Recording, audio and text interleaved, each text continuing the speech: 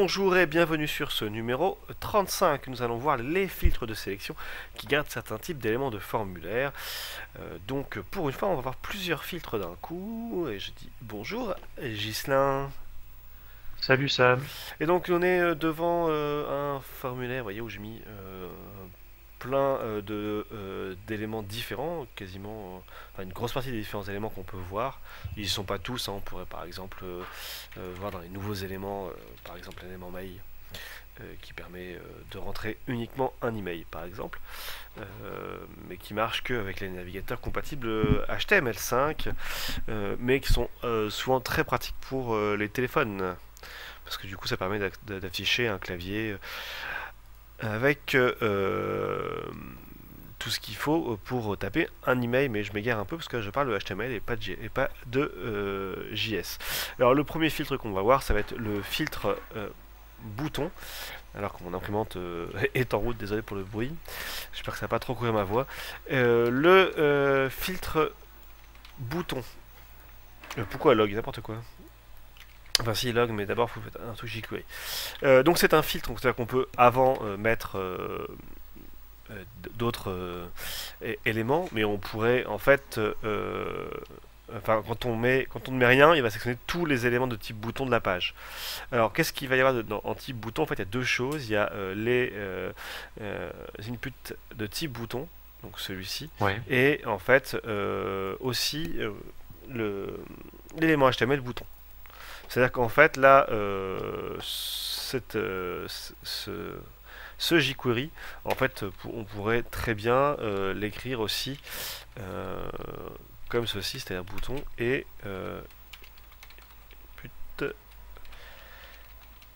type. Voilà. Oui, si. Bouton, voilà.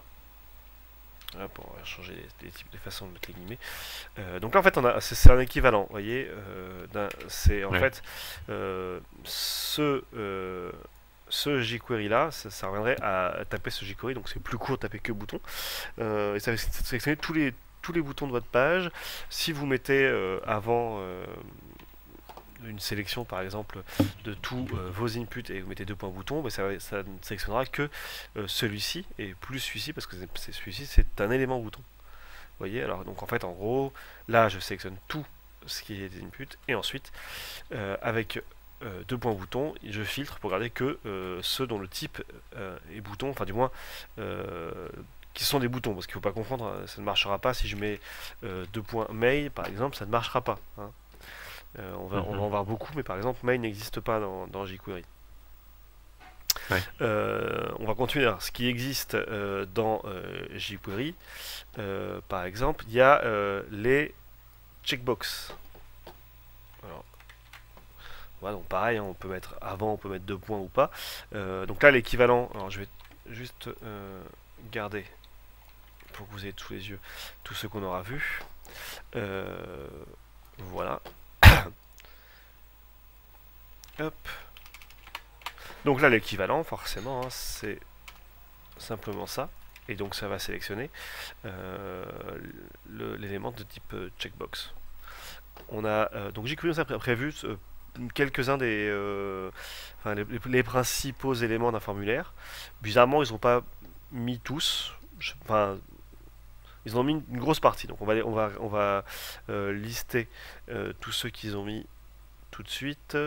Je vais voilà. Donc on va avoir checkbox, on va avoir file qui permet donc de sélectionner donc il est là, voilà, qui permet de sélectionner un fichier en fait, tout simplement. Donc là, l'équivalent, bien sûr, c'est type file.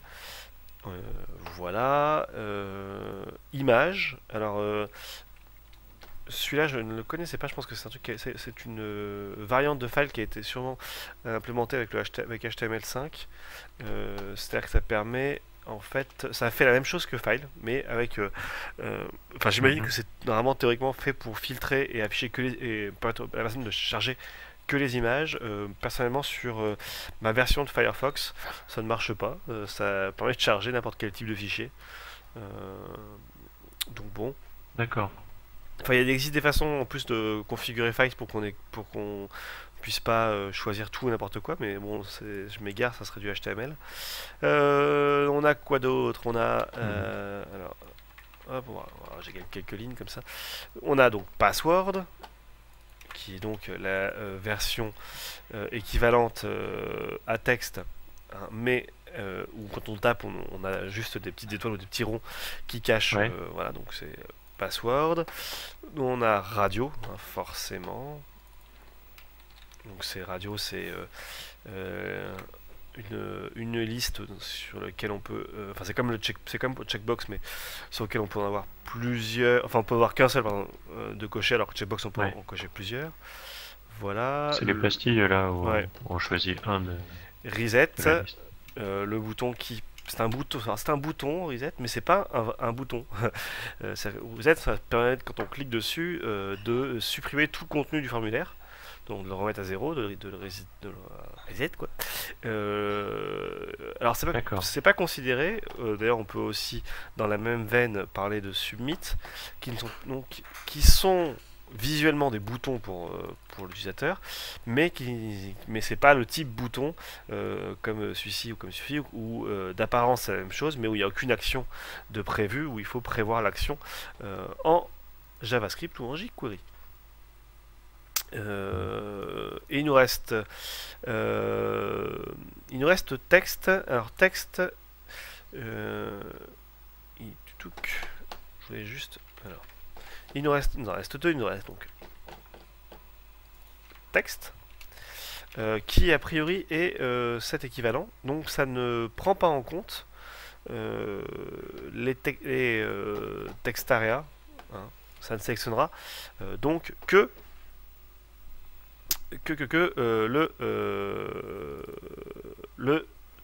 l'input type texte. Et le dernier, qui est vachement plus large, qui est le 2 points input. Alors ça, je ne sais pas vraiment pourquoi il a été créé. Qui va... Enfin si.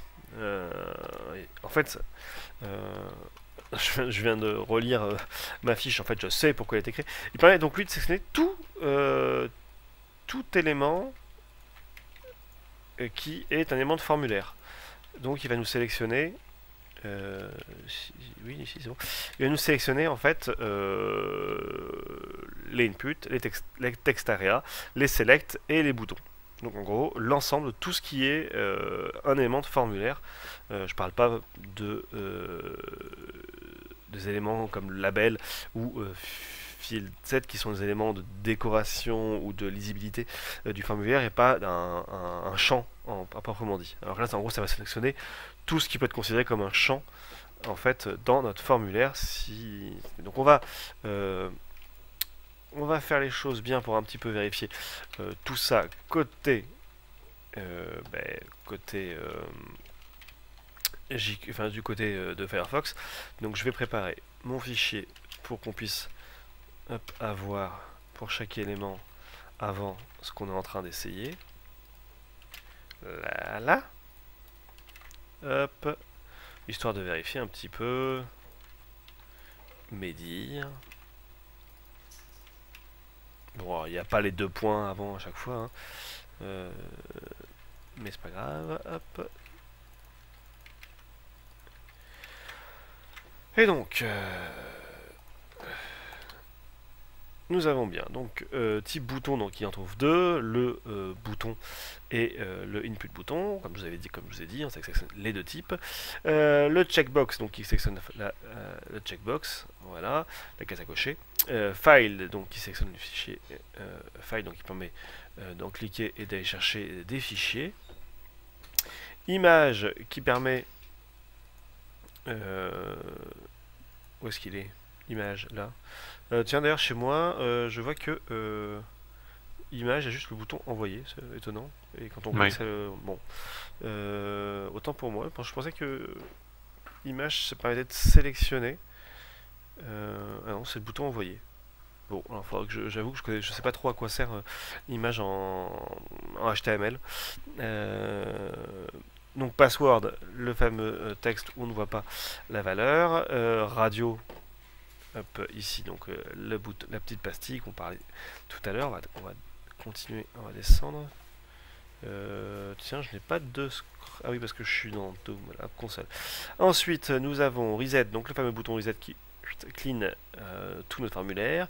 Le bouton Submit qui permet d'envoyer le formulaire. Donc le texte qui va sélectionner que le texte et pas de texte area. Et ensuite, pour finir, le dernier qui est Input, qui est c'est donc tous les éléments du formulaire. Vous voyez, tous, si je fais objet, on les voit tous sélectionnés. Voilà. Est-ce que tu as des questions, Ghislain? Oui, par rapport à la checkbox, il y a deux étapes pour la checkbox. C'est coché ou non coché. Ouais. Il y a moyen de sélectionner que la checkbox. Eh ben écoute, c'est simple, on le verra sur le prochain numéro en fait, parce que c'est en effet il y a un filtre spécifique par rapport à, pour récupérer que ceux qui sont cochés ou pas cochés, donc ça on le verra sur le prochain. Tout simplement. Et alors en fait, image, autant pour moi, c'est un bouton submit sur lequel on définit une image en fait. Donc ça fait, c'est la même chose que le bouton envoyer qu'on a là, sauf que je pourrais dans ma valeur HTML rajouter l'URL d'une image. Donc en utilisant CRC si je dis pas de bêtises, et donc on pourrait SRC. ouais, SRC pardon, SRC, on pourrait mettre une image à la place du bouton pour un bouton plus joli sans passer par du CSS. Voilà à quoi sert la version image du formulaire. Voilà, on a fait à peu près on a fait le tour de tous les filtres de sélection qui permettent de garder un certain type de formulaire. On verra dans les prochains numéros encore 5 autres filtres, et ce sont les derniers filtres, et qui sont aussi liés à des formulaires, mais qui me permettront là de ne pas récupérer un élément particulier, mais plutôt des éléments qui ont été modifiés ou qui sont d'une certaine manière. Voilà, c'est pas juste un type en particulier qu'on va récupérer, mais plus des choses, des états. Voilà, j'ai regroupé en une seule, parce que je trouvais vidéo, je trouvais pas utile de faire de vous montrer 10 vidéos pour tous ces éléments, alors qu'ils sont vraiment très proches les uns des autres. Voilà.